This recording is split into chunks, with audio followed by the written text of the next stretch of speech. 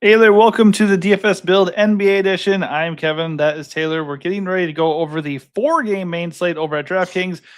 If you want some advice to help you win tonight, this is the video for you. We're going to break down every game and look at all the best plays for the slate and also talk about ownership projections and maybe even plays that we don't want any part of.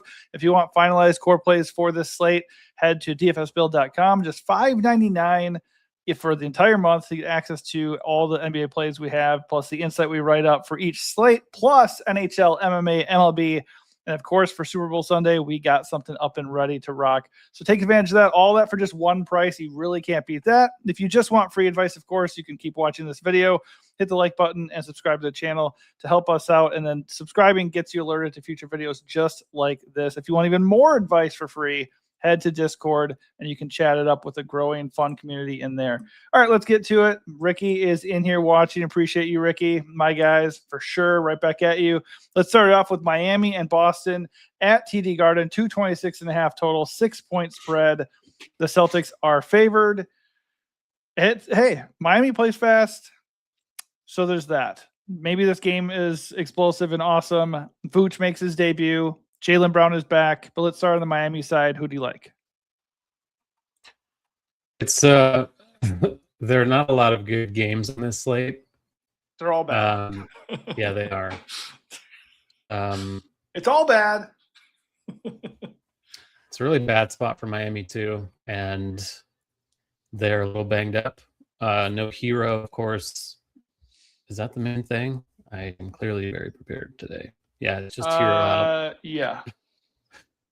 They're just kind of priced right for the situation. I think Powell, kind of as usual, is the one I would want the most.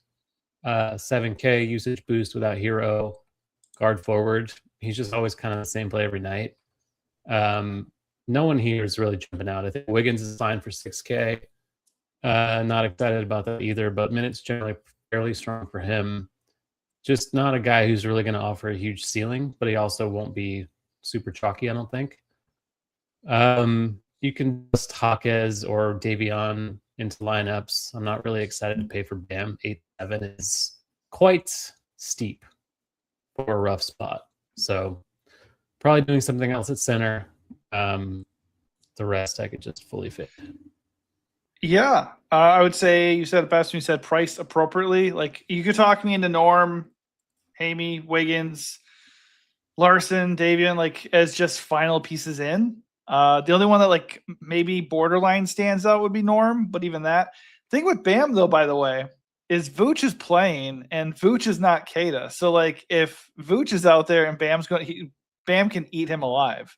So I think that's kind of interesting. You know, Bam has been in like much smashier spots, obviously, and just has not really exploded like we thought he would. Like against the Magic, he gets 52, and then all these other Bulls, Hawks, he can't top 40. Like, what is going on? So, of course, he would go into TD Garden in a bad overall matchup and get 60 tonight, right, on a 4-game slate. That's DFS, dude. That's what it is. That's what happens. So I think Bam's kind of an interesting tournament play. I don't love it, but I think the logic of like, if Vooch is going to come in and get 25 minutes and Bam's going up against him, hey, Bam does have a path to explode a little bit in this matchup. Everything else, though, is just like, you know, if you get like Davey at 5K for a 4-game slate, that's a pretty good value. I don't mind it. The matchup's terrible. Same with Larson at 5.5, but no hero. There's a little bit of usage. There's extra minutes. So if you land on those guys, I think it's okay. On the other side, Jaylen Brown's back. We talk about it every time. He's not really expensive enough for a guy who's just damn sure going to get you 50, like every single time, basically. 50 plus fantasy points. It's what he's going to get you, maybe up to 60. And it is a pretty good spot for him. It's fast-paced and everything. We got Ricky asking some questions here. He says, only one like his Bam. I'm with you there, Ricky. And then we got Vooch starts. Do we think right? I mean, he's not guaranteed to start right away, right? It probably. If he does, it sounds like he might be a little bit limited. But obviously, Keita is there for his defense. So I would bet they still split the workload, at least initially. Maybe they can mask Vooch and like it's not a big deal. But am I playing Vooch in his first game back here at 7-6? First game with the team, rather. Maybe not playing a full allotment of minutes. No, I don't think I like that. I don't like targeting centers against Bam in general. But anyways, long story short, Jaylen looks great, and everybody else is just kind of meh. Brown looks awesome. Like pretty clearly the best play on the slate overall. 9-7, great spot, great roll. Not really thinking Vooch is going to like cut him down very, very much in terms of usage. It I don't could, think so. but Simons is gone, so that's kind of just a like for like sort of usage swap. Yeah. So Brown's good. Like I think you should be building around him tonight. I think Shireman's okay. 4K flat guard forward, a slate with not a lot of amazing cheap value. He's been starting with Simons gone and Pritchard coming off the bench. I assume that will continue. So I think you can do worse than him if you're going cheap. Pritchard and White are okay. They're just kind of pricey for Jalen to come back and Vooch being incorporated. And then really nothing else. Sam Hauser's priced up. No need to do that tonight. Yeah, I played Baylor against the Mavs and he got 20. And then he went off for 37 against the Rockets because, of course, he did. Yeah, I think he's a fine value for the slate. There's a lot of guys like him on the slate where it's like you can talk me into them. He's one of the better ones as far as straight punts. Any Ron Harper Jr. love? Started the last game without Jaylen Brown, and I assume he will not play it all night. All right, so that's a big no. All right, so Knicks and Pistons in Detroit. Detroit and New York both played last night. Brunson, was that the game Brunson went off 73 fantasy points last night? Or was that 2 nights ago? 2 nights ago. So wait, did they play last night? No, they couldn't have. Nope.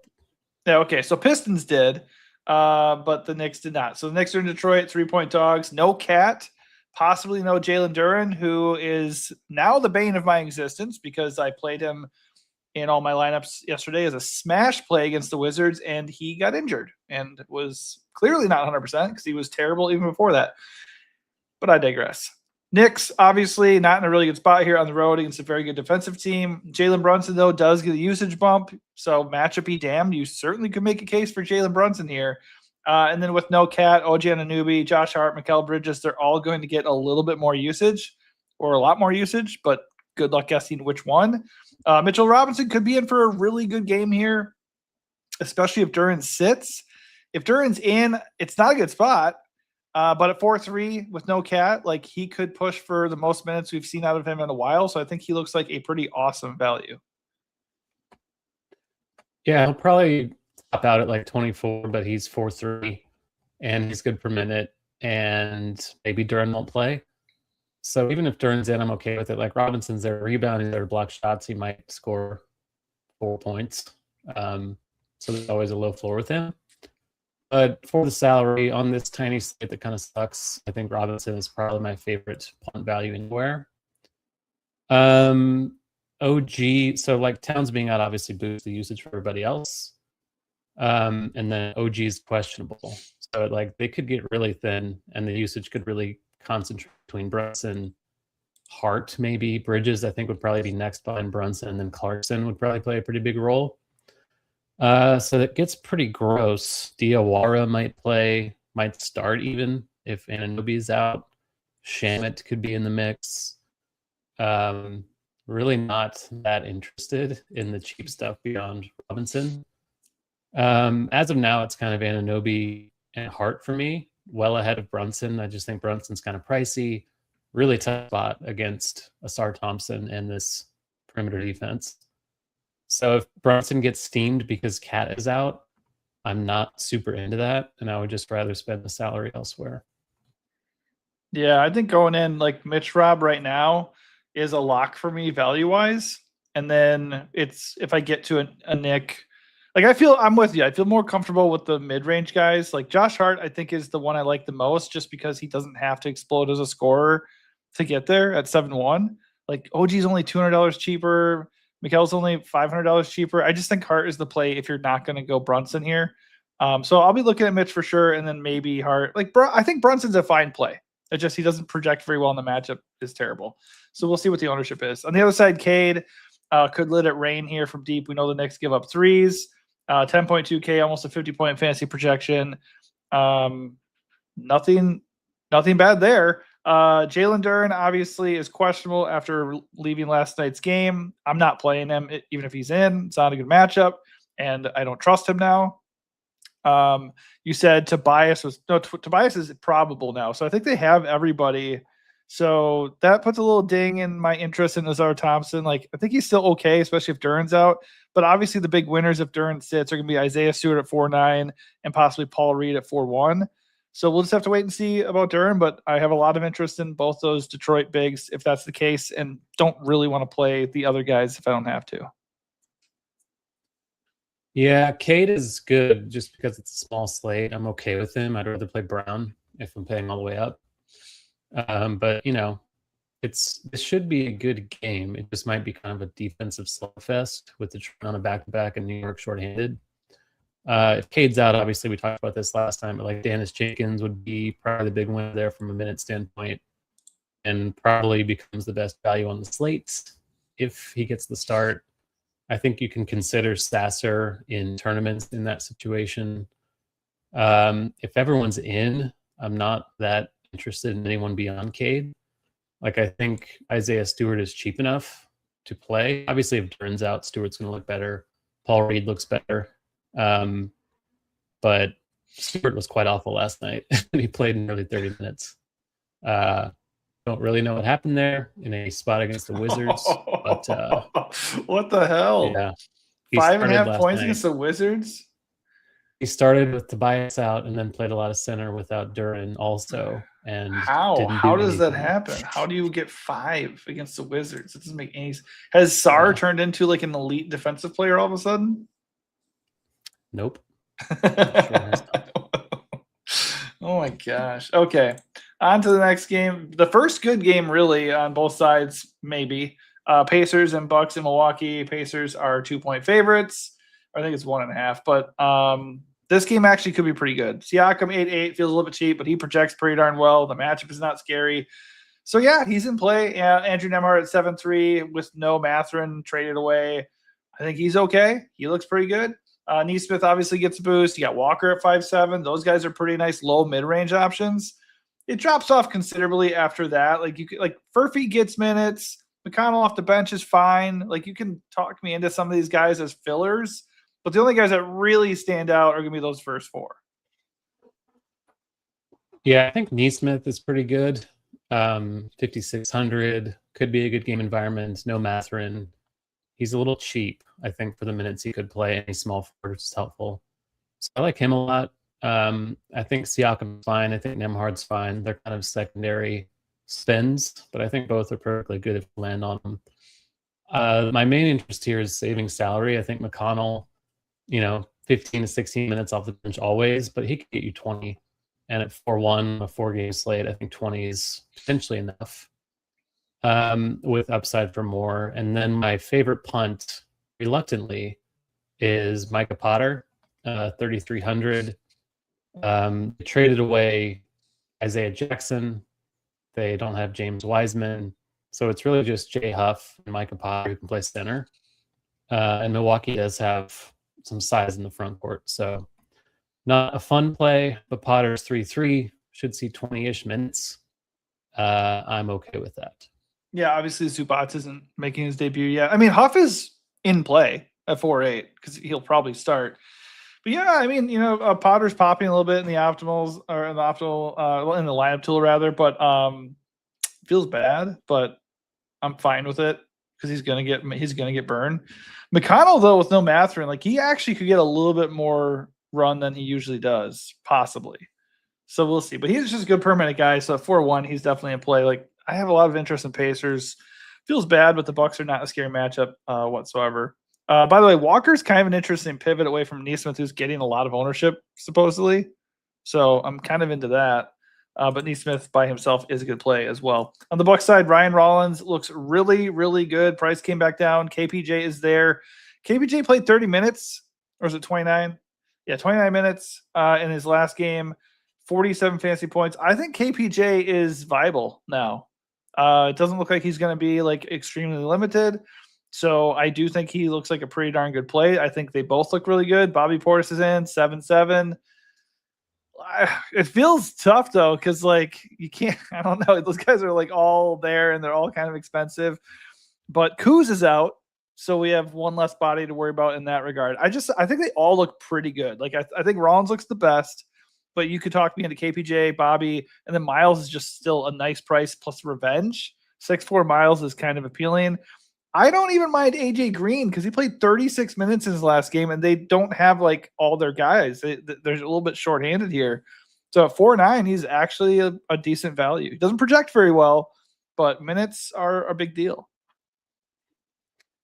Yeah, it's a lot for AJ Green. Like 4.9 is pretty up there for him, but I get it. I think Trent would be the one I'd prefer just because he's 1,100 less. He's shooting guard, small forward. He should start without Kuz. Not that he's a very good play either. Like I'd rather play McConnell or Mitchell Robinson, if I'm playing in the 4K range, but he's viable. I think Rollins and Porter are obvious headliners. Like Porter just feasts while he's out there without Giannis. And the minutes should start to come up, even if it's 30 again. Obviously, there's payoff potential at 7,500, like we saw just the other night. Rollins is great. Not much more to add. Probably for play on the slate. Miles Turner, I agree, is a very good mid-range play. Probably not someone I'm prioritizing, despite the revenge angle. But good play without Kuz, more usage for him. I think Portis is just kind of a tough sell, pushing 8K. He can pay that off. I just think on this slate, I'd rather pay up for the guards.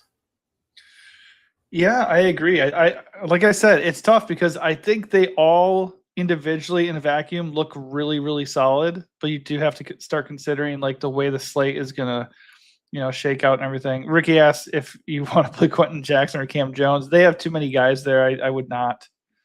They were without Nembhard and McConnell and Mathurin in the last game, so those should go away.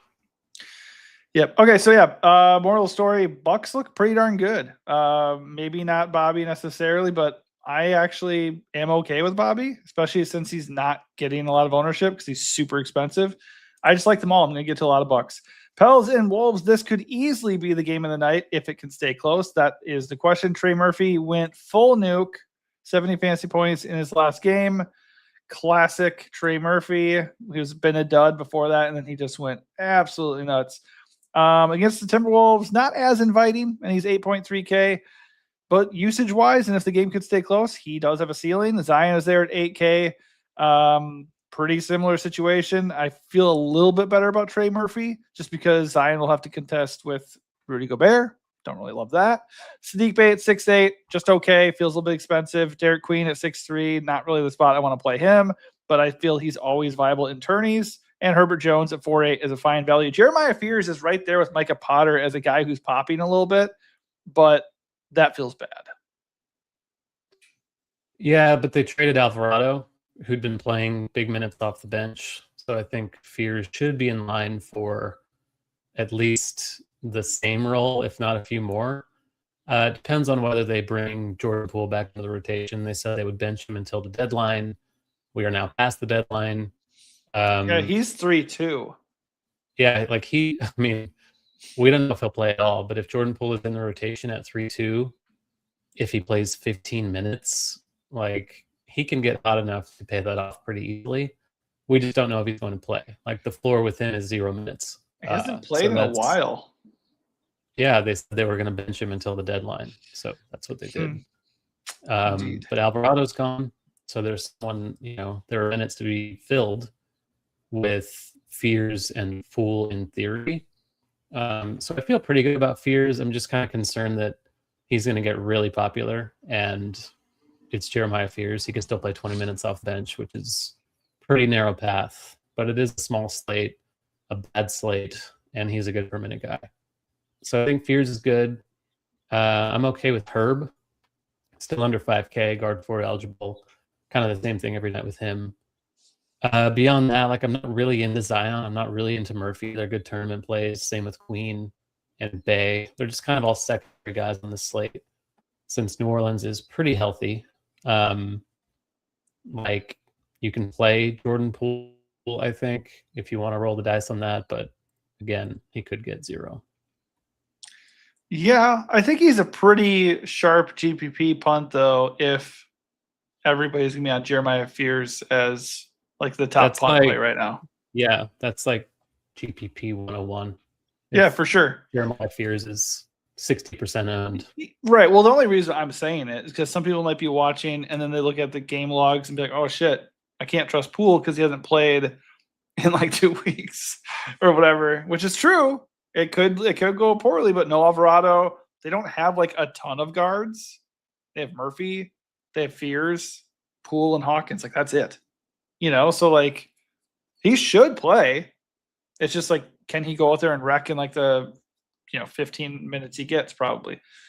I don't know. They could mess with us and just like give Hawkins all his minutes too. It's risky, but I kind of like it, especially at 3-2. It's pretty low risk, high ceiling, honestly.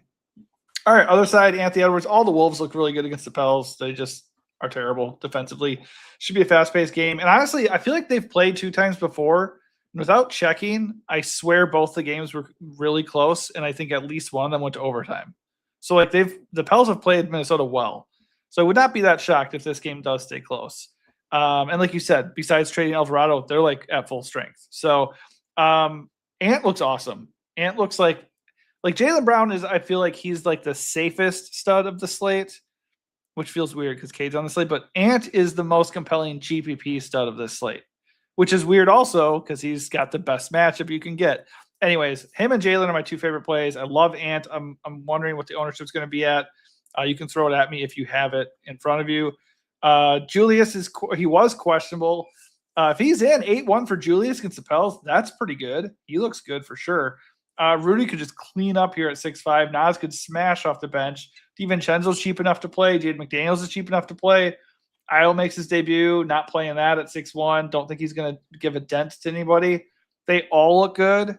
I love Ant here, and I don't mind getting to like Nas or Rudy or DiVincenzo to pair with him. Like I like Julius, but I just don't think I'm going to get there is the problem. I'm getting to a lot of Julius, just 8,100. The Pelicans give it up in the paint big time. And obviously that's what Randall does. He gets to the basket.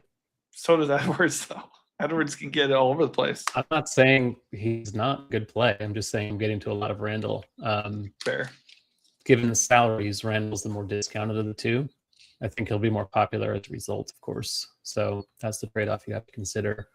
I think on a tiny slate, they're playable together. Normally, I might consider splitting them up, but probably not tonight, probably not in this game environment. They have the highest total on the slate by a mile. Mm-hmm. So really good spot for Edwards, for Randall, for Reed, for Gobert. Io is not playing, so I think DiVincenzo is still fine. I think Bones is okay, like off the bench. If you need he's not in a full punt, he's like 4-6, but on a small slate, I think you can give him a look. If the game blows out, which it could, maybe Bones gets extra burn off the bench. And Daniels is okay, just kind of pricey. I'd rather play would Mike Conley be eligible to already play with him after signing with him again? I assume he wouldn't play even if he's available. I mean, yeah, I guess, but are you considering? Is he even in the player pool? Like, are you considering Mike Conley, or are you just no? I'm not playing Mike Conley. I'm just wondering if he could show up and like cut into Bones. Bones at 4-6 is not something I want to do. Smash spot could blow out. I just thought it was like a blowout sort of play. Yeah, I'm that not would be playing Bones either, probably. Yeah, that would be the approach for sure. Okay, that does it for us. 4-game slate, 23 minutes on a 4-game slate. Hopefully it helps you out. If you guys want finalized core plays and a write-up for the slate, it's just $5.99 to get access to it today and every day over at dfsbuild.com. Plus, you get access to our Super Bowl 60 DFS breakdown, plus NHL DFS strategy and stacks. And then when MLB season rolls around, there'll be that. And of course, there's the UFC event this weekend. I already have core plays up. Core plays last week, in case you haven't heard, went 3-0, baby. So let's keep it hot. Let's keep it going, and let's get some wins. All right, thanks for watching, and good luck tonight.